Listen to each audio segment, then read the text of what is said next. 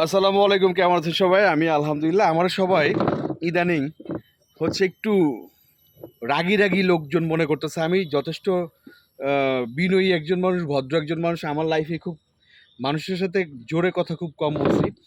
তো সেই হিসাবে বলতে চাই যে আসলে আমি মোটেও ওই টাইপের লোক না। আপনারা যেটা মনে করতেছেন, বিশেষ করে আফরান নিশো ভাইয়ের ব্যাপারটা নিয়ে হচ্ছে আপনারা আমার উপরে একটু ইয়া তো যারা ঘটনাটা জানেন, আমি আসলে হচ্ছে কি, মানে নিশো ভাইয়ের ঘটনা তো সবাই জানে। এটা নতুন করে বলতে চাই না। সাকিব ভাইয়ের ব্যাপারে একটা তাচ্ছিল্য করছিল, আর আমার ব্যাপারে একটা বাজে কোইন্সিডেন্ট হয়েছে। বাট আমি আমার রাগটা হয়েছে এই জন্য আমি আসলে ক্ষোভ ঝাড়ছি। পার্সোনালি তো আমি ওনার অ্যাক্টিংয়ের ফ্যান। এগুলা মানে এটা উনিও জানে। তো আমার কথা হলো যে আমার আমার ভিতরের আপনাকে যখন কেউ কষ্ট দিবে, আপনার ভিতরে কিন্তু একটা ক্ষোভ জন্মাবে। এই ক্ষোভটা যতক্ষণ না যাবে, ততক্ষণ পর্যন্ত কিন্তু আপনি থামবেন না। তো এইজন্য আমি ভাইয়ের প্রতি আসলে ভীষণভাবে রাগ করছি। মানে রাগ করছি কি, কষ্ট পাইছি।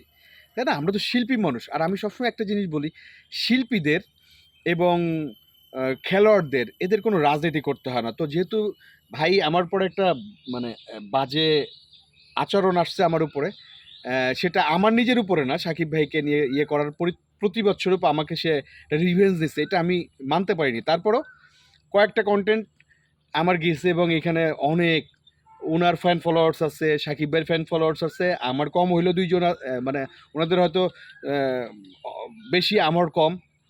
তো আমার যারা কিছু শুভাকাঙ্ক্ষী আছে এবং আমার কিছু সিনিয়র ভাই তো আছে। তা আমার কয়েকটা সিনিয়র ভাই এবং আমার কিছু শুভাকাঙ্ক্ষী বলতেছে, "ভাইয়া আপনি তো আসলে এমন না। আপনি মদ খান না, বিড়ি খান না, সিগারেট খান না, আড্ডাবাজি করেন না, মেয়েবাজি করেন না। আপনাকে সবাই অন্যরকম জানতেছে।" তো আমি বললাম, "আপনি একটু ক্লিয়ার হওয়া দরকার।"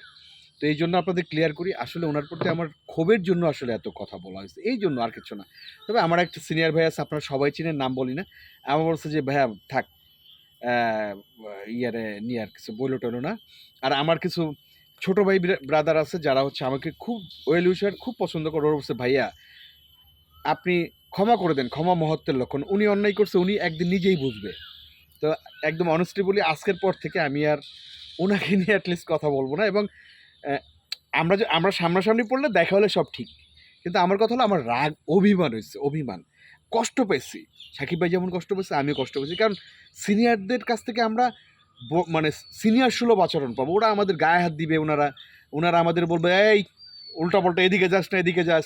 তো উনারা যখন রিভেঞ্জ নেয়, তখন তো ব্যাপারটা অন্যরকম হয়ে যায়। যাই হোক, আন্তরিকভাবে দুঃখিত। আ কিছু ব্যাপার আমি আসলে ঐরকম না। আমি যথেষ্ট বিনয়ী এবং ভদ্র মানুষ। কেউ কষ্ট পেয়ে থাকলে সরি। আরেকটা ব্যাপার বলি, যারা হচ্ছে রাফি ভাইয়ের গানের ব্যাপারে বলতেছিলেন।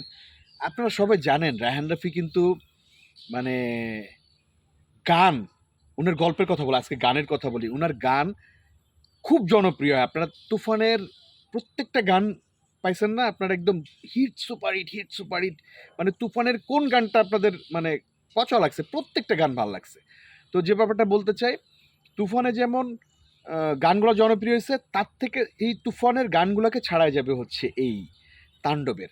তো তাণ্ডবে প্রচুর চমক আছে, যে চমকগুলো আমি বলতে চাই না। আর আমি কিছু আম অ্যা কথা সহজ সরলভাবে বলে দিয়ে, এগুলা হচ্ছে ওইভাবে বলাও ঠিক না।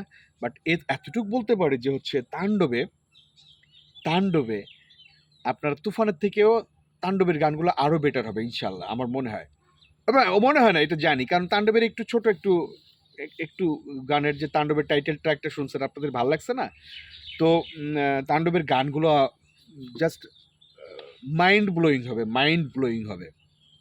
আর আজকে হচ্ছে তাণ্ডবের, আমি শুধু লাস্টে এই কথা বলি, তাণ্ডবের প্রতিটা গান, মানে তুফানের প্রতিটা গানকে ছাড়া যাবে তাণ্ডব।